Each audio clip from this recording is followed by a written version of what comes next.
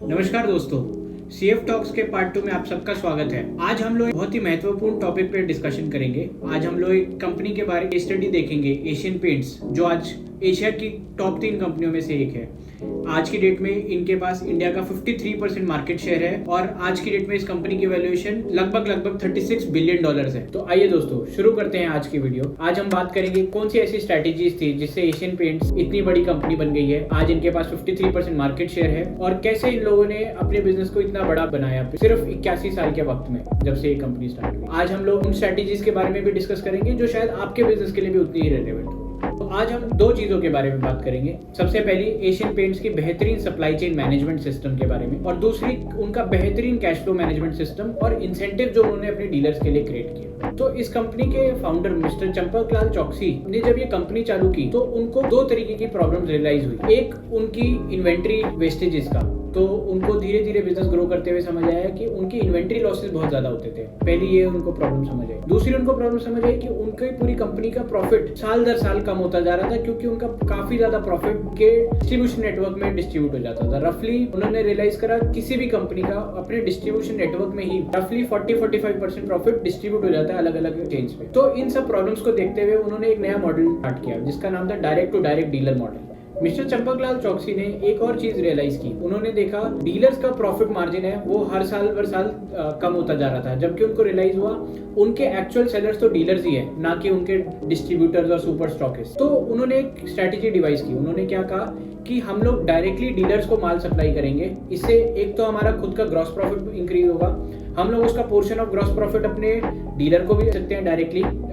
वो सीधा 40% से कम होके 5% हो गया जो उनको शेयर करना पड़ता है अपने डीलर्स के साथ। उसके साथ साथ अब जब वो डायरेक्टली डीलर से बात करते हैं तो उनके पास रियल मार्केट फीडबैक आ रहा है, रियल पता लग रहा है कि कौन से प्रोडक्ट सेल हो रहे हैं। तो आज की डेट में एशियन पेंट्स के 70,000 डीलर्स है पैन इंडिया। इसके साथ साथ उन्होंने अपना बेहतरीन supply chain distribution management system लगाया, टेक्नोलॉजी का इस्तेमाल करा, जिससे आज क्या होता है, आज दिन में 3 से 4 बार हर डीलर के पास उनकी सप्लाई पहुंचती है।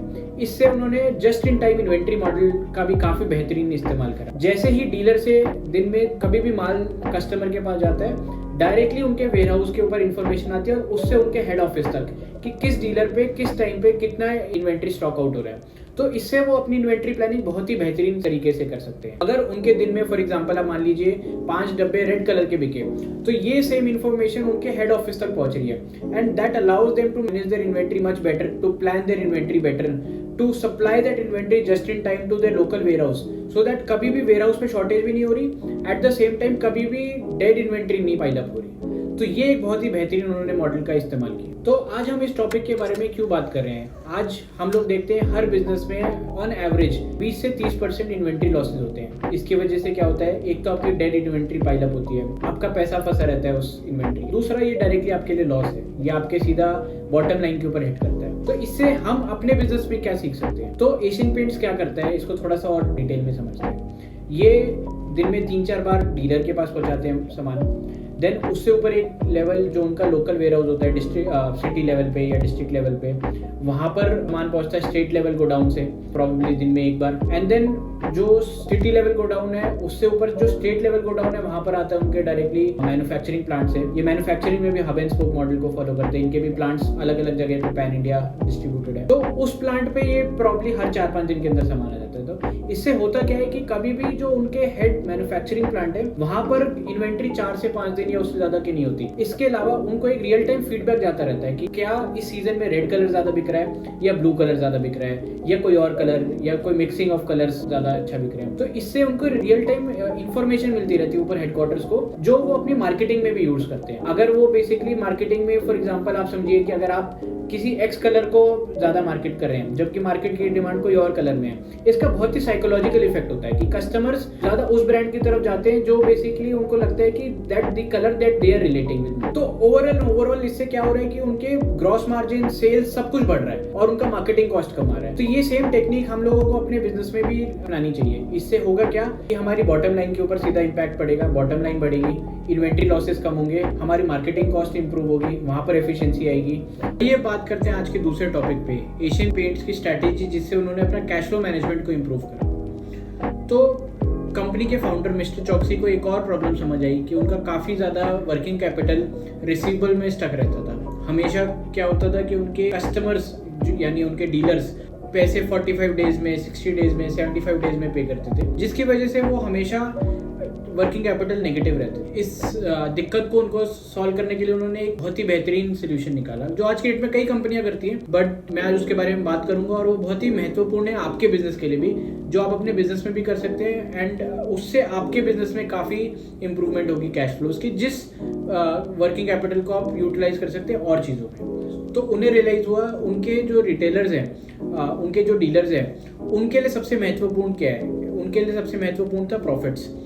तो उन्होंने एक तरीके से उनको इंसेंटिवाइज करा पेमेंट्स अर्ली करने के लिए। तो उन्होंने क्या करा कि पहले वो 5% कमीशन, 5% मार्जिन देते थे off the product as margin for selling the product, यानी बेसिकली 100 रुपये का प्रोडक्ट डीलर्स को 95 रुपीज़ में मिलता था। अब उसके साथ साथ उन्होंने क्या कहा, अगर आप मेरे को पेमेंट डे 1 पे, यानी कि जब माल आपके पास डिलीवर हुआ या उससे पहले आपने मेरे को अगर की, तो I will give you another 5% as incentive. तो इसको बेसिकली टेक्निकल टर्म्स में कैश डिस्काउंटिंग कहते हैं, डायनेमिक डिस्काउंटिंग कहते हैं, जो काफ़ी सारी एंटरप्राइजेज आज की डेट में करते हैं। तो उन्होंने इस टेक्निक को यूज़ करा और इससे उन्हें रियलाइज़ हुआ कि उनका ओवरऑल वर्किंग कैपिटल साइकिल काफ़ी शॉर्टन हो गया। तो अब समझते हैं कि कैसे ये कैश डिस्काउंटिंग यानी इस टेक्निक को आप अपने बिजनेस में कैसे अपना सकते हैं। तो आप अपने डीलर्स या आप अपने कस्टमर्स को, जिनको आप क्रेडिट पे सेल करते हैं, आप इंसेंटिवाइज कर सकते हैं। आप इसको ऐसे समझिए कि आपकी एक कॉस्ट ऑफ कैपिटल है, जो पैसा आप मार्केट में फंसाएंगे एज रिसीवेबल, उसी पैसे को अगर आप यूज करते और किसी और को सेल करते सामान या फिर इन्वेंट्री स्टॉकअप करते, तो प्रोबेबली उसी गुड्स के ऊपर आपका अगर बिजनेस में ग्रॉस प्रॉफिट मार्जिन है 8%, और मान लेते हैं आपकी टिपिकली पेमेंट कस्टमर से 60 दिन में आ रही है, यानी 2 महीने की साइकिल है, तो पर मंथ आपके लिए जो अपॉर्चुनिटी कॉस्ट है उस कैपिटल की जो आपके रिसीवेबल में स्टक है, इट इज़ 4%। एंड बैंक से आप पैसे लेने जाएंगे तो आपको हो सकता है 10%, 12% में मिल जाए। NBFC से पैसा लेंगे तो शायद 18%, 20% में मिले।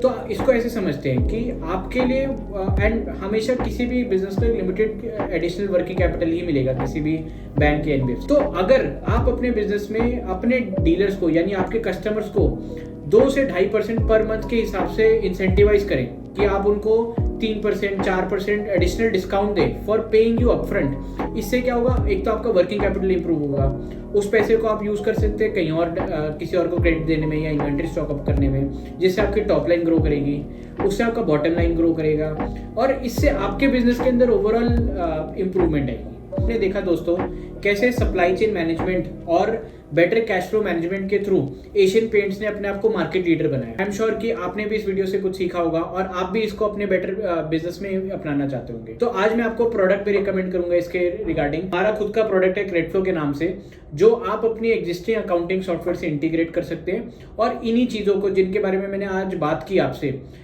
थोड़े और टेक्निकली थोड़ा और एडवांस सिस्टम लगा सकते हैं, जिसके थ्रू आप अपना ओवरऑल कैश फ्लो भी इंप्रूव कर सकते हैं और इन्वेंट्री मैनेजमेंट भी इंप्रूव कर सकते हैं। आपको अपने अकाउंटेंट पे रिलाई नहीं करना पड़ेगा या किसी और टीम मेंबर पे रिलाई नहीं करना पड़ेगा इन डेटा को एक्सेस करने। तो आज ही जाइए और क्रेडफ्लो को डाउनलोड कीजिए और अपने बिजनेस को कैश रिच बनाइए।